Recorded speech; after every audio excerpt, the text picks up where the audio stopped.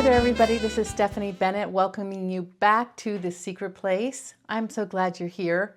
Today we were going to talk a little bit about peace in this restless world where there's so little peace. We're going to talk about peace, and guess who we're going to have help us?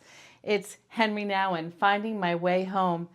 If you've been watching for any length, you know that I love Henri Nouwen and that I have gleaned so much. And many of you who have followed this this YouTube channel and his books have also gained much from his writing and his thoughts. Let me read you. Let's read this together. It's a solid paragraph. Okay. He says, as I prepare this essay, I experience a deep inner emptiness, a sense of futility in regards to words, even despair about saying something meaningful about peace, peacemaking, or a spirituality of peace. I feel tempted to call the whole thing off because my poverty seems too paralyzing. I'm just going to stop there for a minute. I have another half a paragraph to read to you, but I want to tell you, if you are feeling that way today, someone in this little space, this little virtual space, knows how you feel. That's me. I have felt so lacking in peace and power and just a sense of joy this past couple hours and even this past day that it's been almost paralyzing. Like I almost didn't even come and do my YouTube channel chat today. Even though Henri Nouwen has so much to say and I hardly have to say anything, I can just read the book, right, and let it be encouraging. But I felt so paralyzed in my emptiness that I thought, I can't speak to these beautiful people who come and listen. They want to be encouraged. And then I thought, no. I've got to press through that feeling and let you know sometimes that I feel that way too. I know you do too. Many people who never say it and never talk about it feel that kind of emptiness or that paralyzing helplessness, right? Well, Henri Nouwen is talking to us right now about that. Let me finish the paragraph.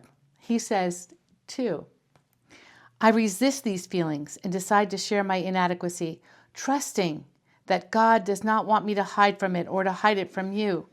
In the past, I have often said that prayer, resistance, and community are the three core aspects of peace work. I still believe that this is true, but today I question the value of saying or writing it because I wonder if these concepts generate what they express. I am no longer as sure as I was before. I am no longer sure of the use of any of my words in helping us to become the people God calls us to be. How then do I proceed?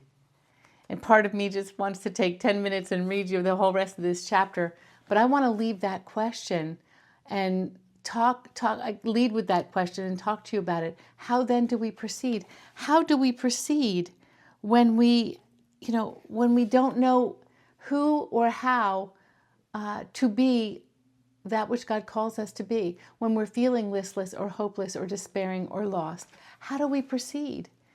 Well, I'll tell you, I like what Henri said about pressing through, and that's what I'm doing today.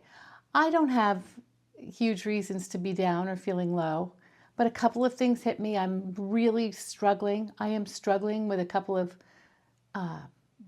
close friends who are very sick and who are suffering a great deal. That is always a big thing for me. It's very hard to carry that. And then I remember I'm not told to carry it. I can't carry that.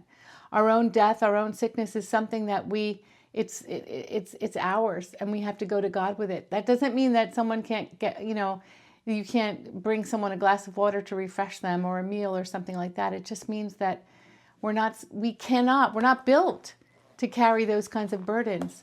And the Lord tells us that, lay your burdens down, lay your burdens down. So that's one of the ways we proceed.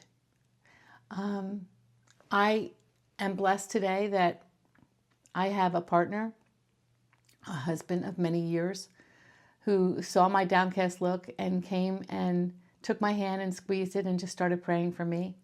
When we don't have words to pray ourselves and we can't even muster it, I want to say I'm ashamed to say that happens to me sometimes, but it's not really shame I feel. I think it's just, I think we all have that. We all have that lost feeling once in a while. And I'm thankful that my husband would come and find me and pray for me. Sometimes a friend will do that. I know that Henri found a lot of grace and comfort in the people at Daybreak that he shared life with, the people that he helped. Sometimes that's a way to break out of our paralyzing helplessness, is go out and do something beyond your feelings. Do it to help someone else, to minister to someone else, to give to someone else. That really is a positive way that you can help pull yourself out of that pit of despair. Is that being too dramatic? Do you feel like some of you who are listening, like swirling in that pit of despair? Is that just too hyperbolic? I don't know. I would love to hear if you ever feel that way too, because I do. The sadness in the world and the sadness among people that I know, and it's just sometimes the empathy, it breaks me, it shatters me. And I realize that I think that that's sometimes why folks have stayed away from me in my deepest sorrow. When I've had a couple of times in my life that were just losing everybody all at once, it seems. And maybe that's why people stay away. They don't know what to say. It brings them down too much. I don't know. All I know is we're all in this together, and we've got to hang on to each other. And the final thing I'll say about how do we move past or break out of that paralyzing helplessness is really calling out to God in the name of Jesus and begin to thank him for every little thing that you can think of.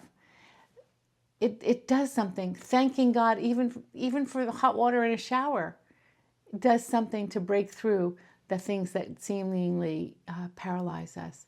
So I'm just here today to say to you, I'm with you. I identify with you. I identify with Henri Nouwen. I'm thankful that you come. I'm grateful that I could come today, even though I might not have anything profound or really rich for you to hear. Thank you for being there and letting me speak it, because sometimes we just need to speak out the truth that we know, even when we're not feeling it. And I'm okay. Don't worry about me. I just wanted to share with you where I was this morning and how I go forward instead of kind of crawling around in that pit. So I pray God's blessings on you today, that you'll have a wonderful day and a wonderful week ahead, and that maybe you'll leave a comment or a question, something to engage with me. So glad that you're here. God bless you, my friend.